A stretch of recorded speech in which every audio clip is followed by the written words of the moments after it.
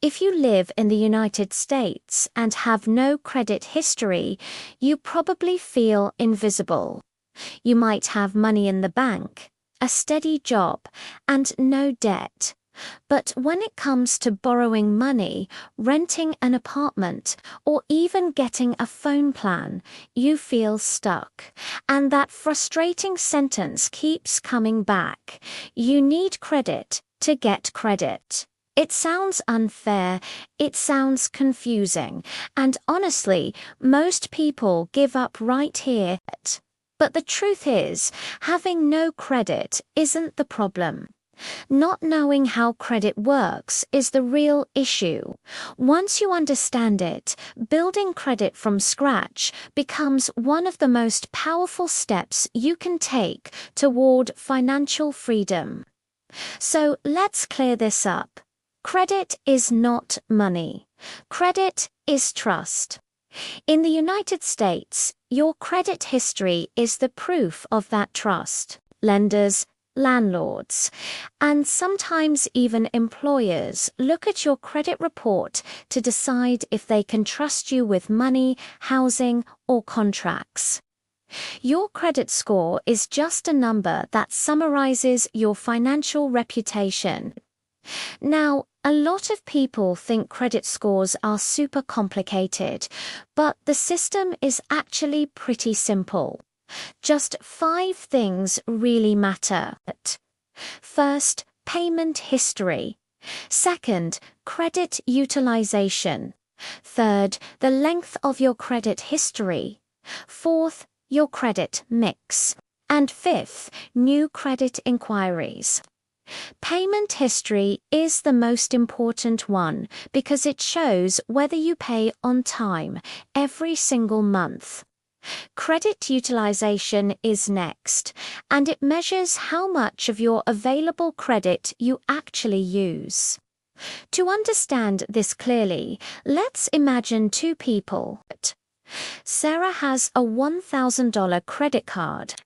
She spends $100 a month and pays it off in full. Her balance stays low and she looks responsible. Mike has the same card and the same limit, but he spends $900 a month and only pays the minimum. Even though he pays on time, he looks risky because his balance stays high. This is why, when you're starting from scratch, how you use credit matters way more than how much credit you have. So, how do you start?